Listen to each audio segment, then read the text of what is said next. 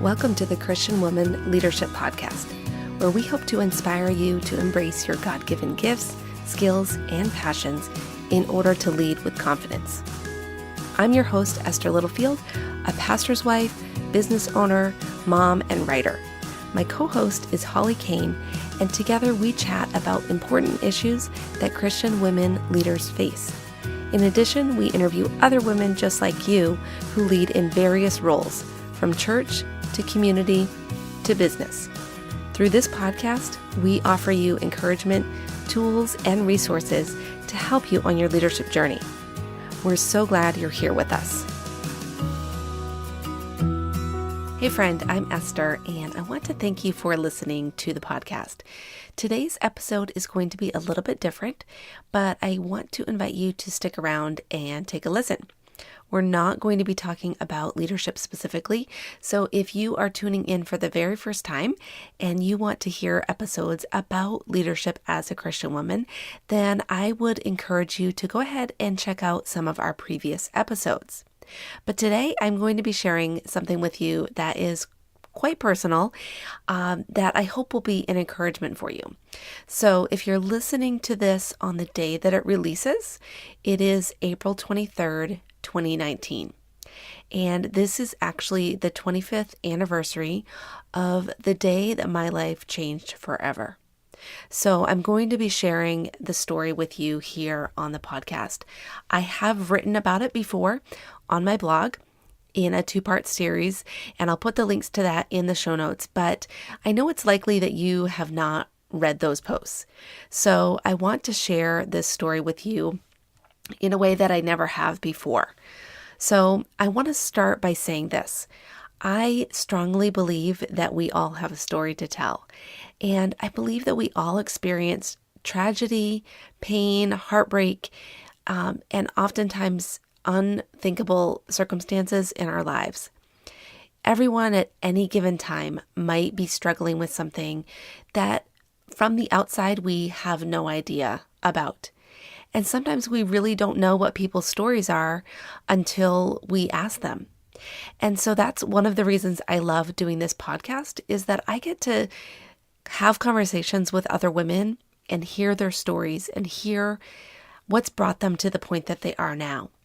But I want to share with you this story that for me is a pivotal part of my own faith journey and my leadership journey and really my life. So I want to let you know that this is not an episode that you probably want to have on with your kids around, because it is a difficult story. And so I just want to give you the chance, if you want to, pause and come back to this, then go ahead and do that. Come back at a time where you're listening on your own. So let's go ahead and get started.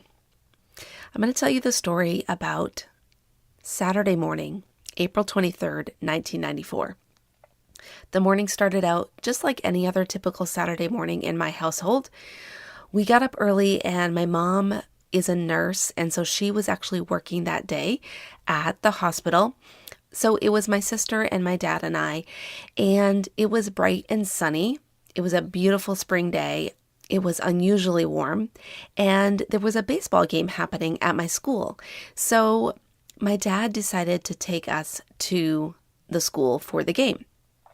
This was my 8th grade year of school, and it was my first year at this new school, and I finally felt like I was in a place where I belonged. I had made some good friendships. I was starting to get involved in sports. In my very feeble attempt at sports, I really never was that good at sports, but I tried. And our family finally had our own place to live. We were living in a mobile home on a rented lot, but it felt so amazing after years of living in different apartments and moving around quite a bit. So on that bright and sunny morning, my dad and I and my sister jumped into our Jeep Wrangler and headed to school. So once we were there, we met up with my friends, and my friends and I were hanging out watching the game. And I don't really remember much about the game, although I know that one team was winning very significantly because we were getting really bored and we were kind of getting tired of being at the game. So my dad, being adventurous, decided, he would take me and my sister and a few of my friends out on a little road trip. So several of my friends had not been to my house before. They hadn't met my dog. And so we had this plan to go ahead and go on a little road trip out a town or two past where we lived, and then take some back roads and bring them back to our house where we could hang out for a little while. And one thing you should know about my dad was that he was very fun-loving. Everybody loved him. My friends loved being around him. And he was also very adventurous. And so again, this type of thing, going on a little adventure, was a common happening in my childhood, because we always looked for ways to go out on adventures. So we all piled into the Jeep. My 4 friends, yes, 4 friends sitting in the back seat, my sister and I in the front seat with my sister on my lap, and my dad driving. And so we headed out to, like I said, out past our house, a couple towns past, and we ended up on a dirt road out in the town of Corinth here in Maine. And at that point, where there was basically no traffic around, not a lot happening in that area, and my dad decided to let a couple of my friends take turns driving the Jeep. So as he did that, he actually got out and stood on the back bumper of the Jeep, and we had the top off. It was such a warm day that the top was down, and so he was holding on to the roll bars as my 2 friends got turns to drive. So my friend Nate started driving, and he was doing great, and my dad was kind of coaching him on how to do this. It was a stick shift Jeep, so it took a little bit of getting used to, again, if you didn't really know how to drive, which was the case with my friends. And so Nate drove, and then it was my friend Chip's turn. And so Chip was driving, and as he was going, my dad was again guiding him and letting him know what to do. And things were fine for a few minutes, and then the Jeep started to swerve. And so we're in the front seat, I'm in the front seat, and I can feel the Jeep swerving from side to side. And I heard my dad yell my friend's name. He yelled out Chip. And then the next thing I heard was a thud. I heard this sound of my dad falling to the ground. And one of my friends yelled out, "Mr. Pierre fell." And so Chip stopped the vehicle as soon as he could. We all jumped out, and panic set in. My heart started to race as I ran towards my dad, and I saw him laying on the ground with blood coming out of his right ear. And I knew this was an emergency. And for all of us, adrenaline kicked in, and we all started taking action. My friend Jen ran over to him and started doing CPR. Nate and I ran off in one direction down the road, and my friends Chip and Alicia ran the other way. And we were all trying to find a place to call 911, because this was in the time, in the 90s, well before we all had cell phones on us at all times. And we were on this dirt road with basically no traffic, and the houses were spread out far apart. So all of us ran. My sister stayed with Jen as Jen worked on my dad and tried to get him breathing. So as I was running, I just remember running hard as I could and feeling like it was taking forever to get to a house where we could call 911. Nate and I kept encouraging each other and prodding each other on to keep going. And I just remember feeling like I was looking down over the scene and thinking, this isn't really happening. This isn't actually, this can't be happening. And at the same time, I remember feeling like, wow, this will make a great episode of Rescue 911. You know, when they show this accident happening and my dad being rescued and then recovering, and somehow I had this in my head as I was running down the road, and maybe it was the way that it was giving me some kind of hope to keep going as I was running.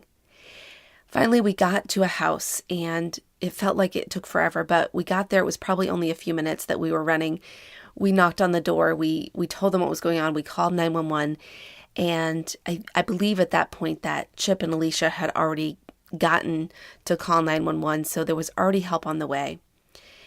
So we turned around, we went back to the accident scene, and the next 24 hours were a complete blur to me. I know that the ambulance arrived and other cars were arriving. I don't really know how my friends got home that day. I know that my sister and I were taken to someone's home from our church, and then later we went to the hospital. And so at the hospital, my mom was there, and again, she had been working at the hospital, so she had gotten a call about the accident and was there when my dad arrived. And so I sat in the hospital waiting room, and my friend Jen was there with me. And I just, again, remember thinking, he's going to be okay. They're going to be able to fix him. Whatever happened, he's going to recover.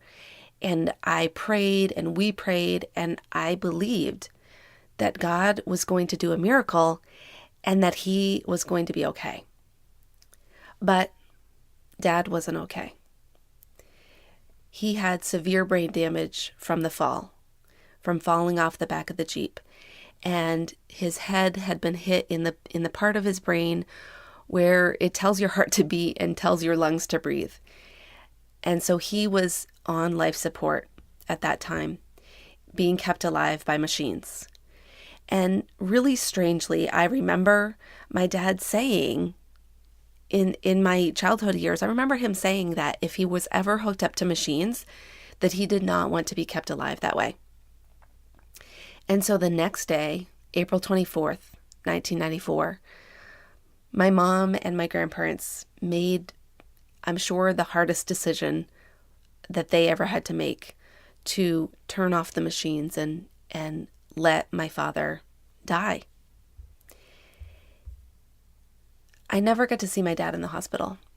I think my mom thought it would be too traumatizing for me as a 13-year-old to see him in the hospital on top of what I had already witnessed. But to be honest, my last image of my dad alive is the one of him laying on the ground on a dirt road with blood coming out of his ear. So the next few days and weeks were filled with lots of people, lots of tears, trying to process what happened. My grandparents showed up. My aunts and uncles came from all over the country and even out of the country. Our family and friends filled our home as we all grieved this tragic and very sudden loss of my dad. But even though I was surrounded by all these people, I actually just wanted to be left alone. I was angry and I did not understand why God had taken my father from me. I knew that things weren't perfect before, but to lose him completely did not seem fair. It didn't seem right. I kept replaying the accident in my head, wishing that there was a way that that things could have been different. I kept wishing that there was a way that maybe all of us could have gotten hurt just a little bit or even a lot, and instead of one person having to die. Or I was thinking, what if I had been the one instead? At least then I would be in heaven and I wouldn't have to be dealing with all of this unimaginable pain. So after the funeral and just the immediate shock of his death wore off, the reality of this new life began to set in. And I would lay on my couch with my dog, Tasha, and I would just hold on to her and cry. And these new realities of what life was going to be kept coming to my mind.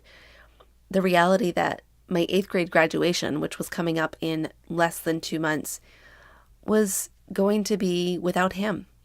And the tradition at the school was to have the dads walk the daughters down the aisle on the graduation day.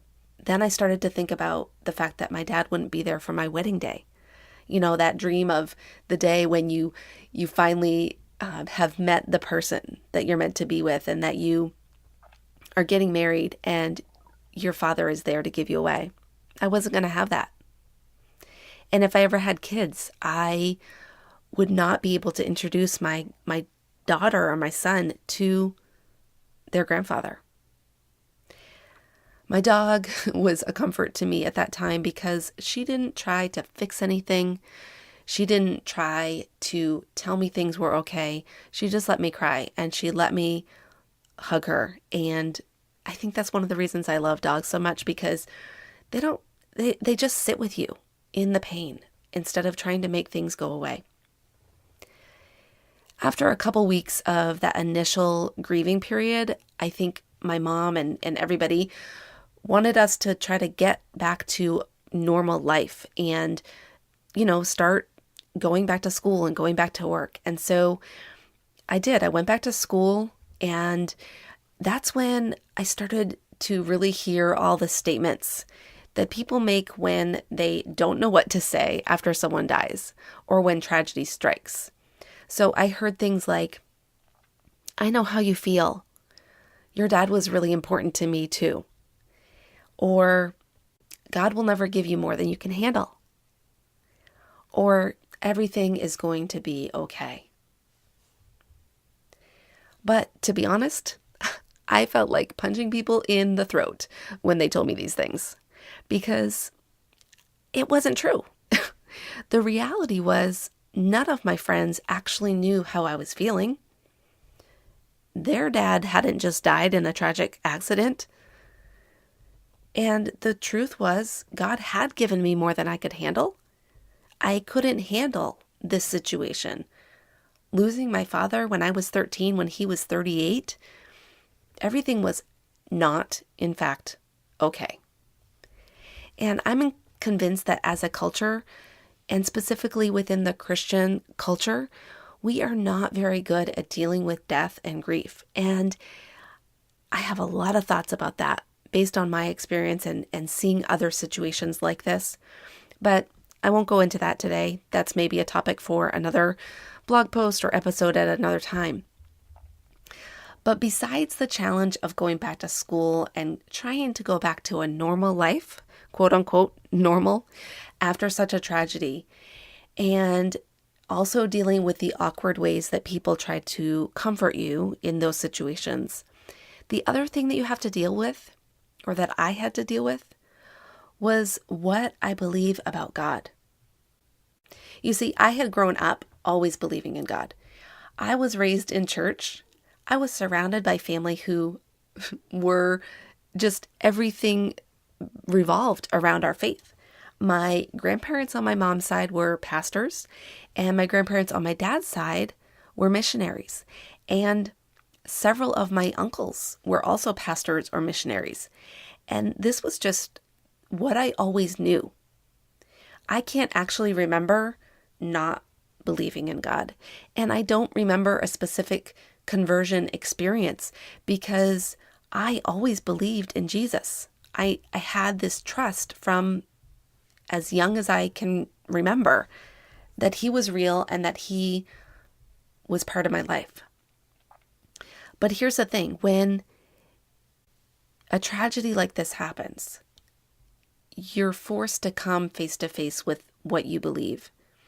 And that's what happened for me. All of a sudden, I had to really figure out whether I was going to believe what I had grown up with or whether I couldn't believe it.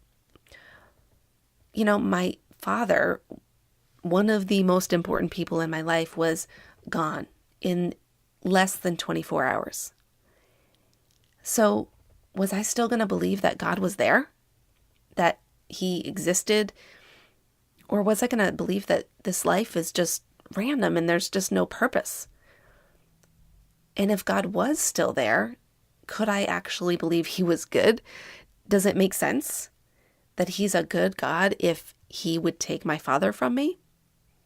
And, I was feeling pretty much like forsaken. It seemed like if God was there, that he had basically forgotten about me and my family because this horrendous accident took place and now our lives were turned upside down.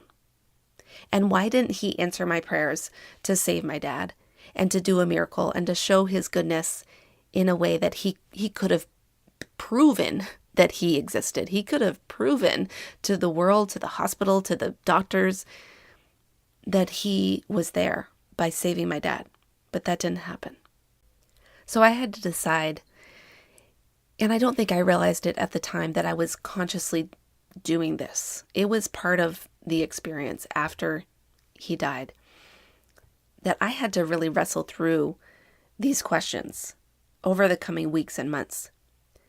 But I had to really figure out if I was going to still turn to God even though this happened, or if I was going to turn elsewhere, if I was going to try to pull myself up by my own bootstraps and rely on myself, or turn to other people or some other version of religion that maybe could somehow make sense of this. And while I don't believe that our experiences should be the foundation for our beliefs, I do think that there are times that our experiences can be supporting evidence for what we believe. Let me try and explain what I mean here. Over the months following my dad's death, I experienced all kinds of emotions that you can imagine someone, and if you've experienced grief, you know it's not something you can really control, and grief just, you end up having this unimaginable range of emotions and sadness. But I also experienced comfort and peace. Comfort that I can't explain by anything other than God's existence. And I felt peace that held my heart when it seemed like it was breaking into 1,000 pieces. When I look back, the comfort and peace and strength that I felt doesn't make sense based on the circumstances. And it doesn't make sense based on anything other than God. Less than 2 months after my dad's death, I stood up in front of hundreds of people at my 8th grade graduation and gave a speech. I have no other explanation for that other than God giving me strength to do so. And yes, we did have friends and family who supported us during this time and prayed for us and encouraged us and were there for us.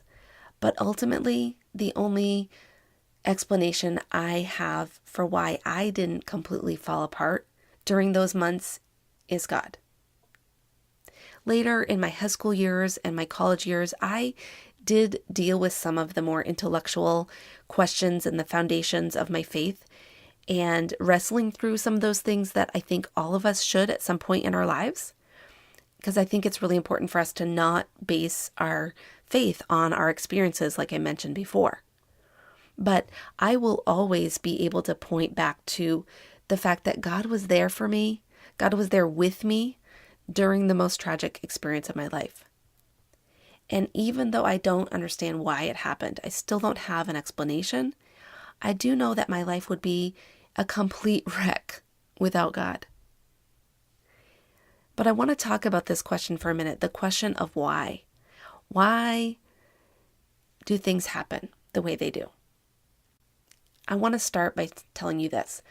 I think it is perfectly normal and acceptable to ask why in the face of tragedy.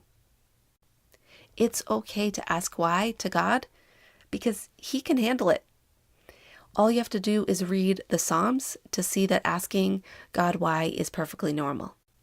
In Psalm 22:1, we read, my God, why have you forsaken me?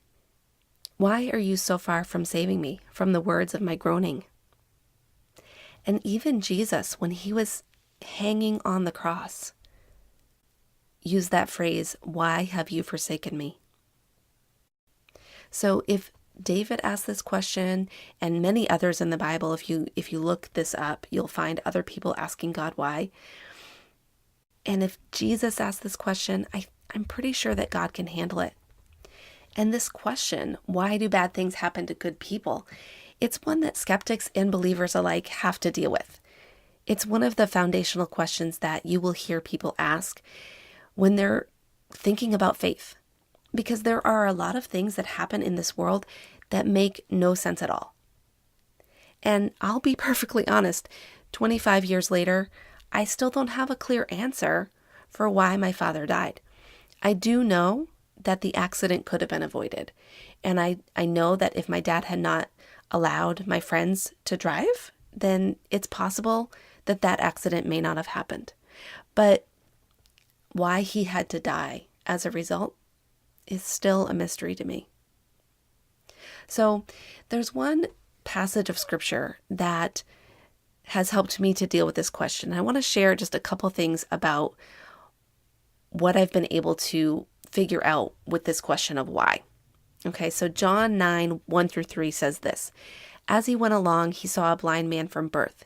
His disciples asked him, Rabbi, who sinned, this man or his parents, that he was born blind? Neither this man nor his parents sinned, said Jesus, but this happened so that the work of God might be displayed in his life.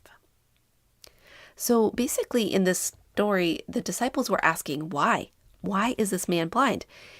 They were looking for someone to blame, a reason that the man was born blind. And that's the same thing with us. A lot of times we are trying to figure out the reason for something happening. But there's something that comes after this question of why in the passages that we've looked at. And so I think it's the thing that we need to come to as well after our questioning. And ultimately, what we see is trust. So Jesus did ask God, why have you forsaken me? But the other thing that Jesus said on the cross, and I want to give credit to my pastor for pointing this out at the Good Friday service that we just had. He pointed out this two statements that Jesus made on the cross, and there were more than this, but the two that kind of seem opposing is, why have you forsaken me? And then the second one is, Father, into your hands I commit my spirit. So ultimately, Jesus chose trust. He trusted God with his life, even though he felt forsaken. And David in Psalm 22, right after he's asking God why, and feeling alone and feeling forsaken, he says, Yet you alone are holy, enthroned in the praises of Israel.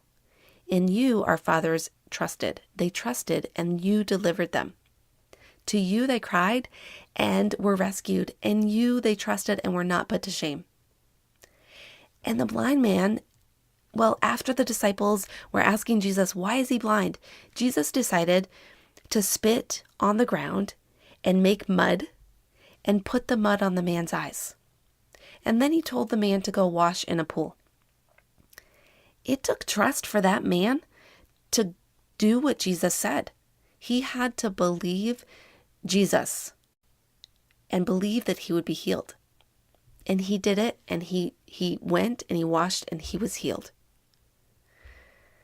Now, God didn't choose to heal my dad. A year later, somebody that I knew was in a serious car accident and they recovered. But my 14-year-old friend who got into a snowmobile accident, she died. So I don't know why some people get healed and some don't. I don't know why some people can have 6 children and yet abuse them and hurt them, and then other people who are loving and amazing people can't even have a baby. I don't know why some of these senseless acts of violence take place around the world. I know that some of it can be explained by the fact that there's sin in the world and that people choose to do the wrong things, but there's other times where these things simply cannot be explained by the whole idea of sin and free will. Things like natural disasters and tragedies. But what Jesus tells us in the story of John is that there is a purpose in these things. And he says, so that the work of God might be displayed in his life. Now, does that mean that God caused that blind man to be blind? Personally, I don't think so. But I do believe that he is telling us that God can be glorified even in these horrendous circumstances. You know, if we could get all the answers to our questions, we wouldn't need faith. If everything made sense 100% of the time, there would be no need to trust God. So while I still can't explain exactly why this accident happened in my family, I do know this. If we allow him to, God will use the challenges and the tragedies that we experience to display his work in our lives. He will bring us things that are even better than what we are hoping for or wanting. It just might not always look the way that we expected, like when Jesus uses mud to heal a man's eyes. So let me just wrap up with this. Losing my dad was really a turning point in my life.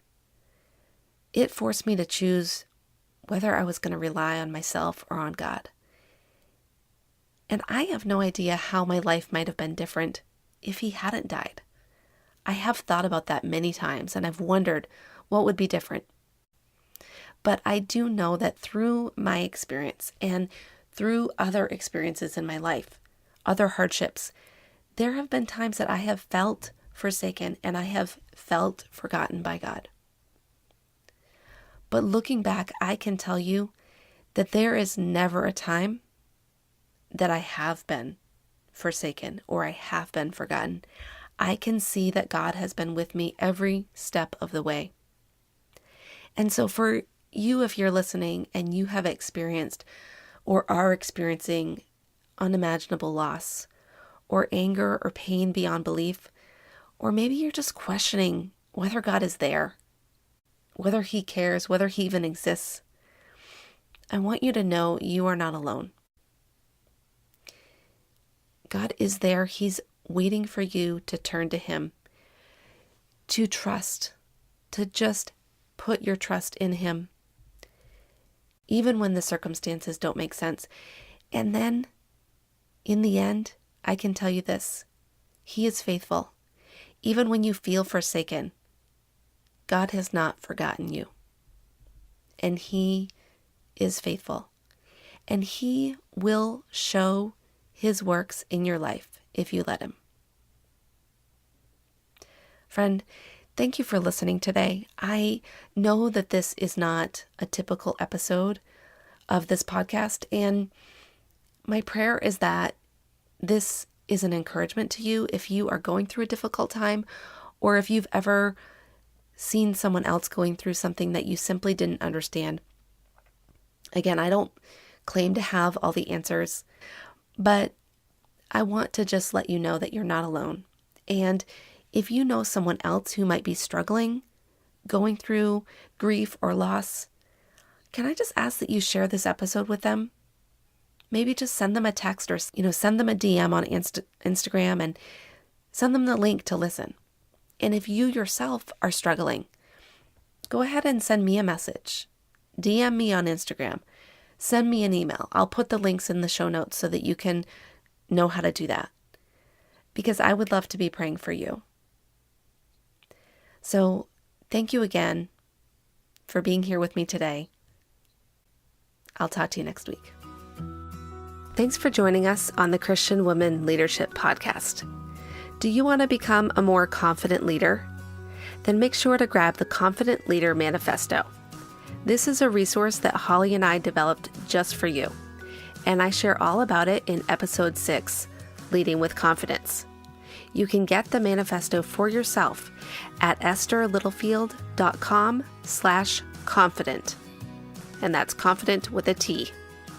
Now don't forget, your leadership matters, and it's time for you to embrace your gifts and lead with confidence.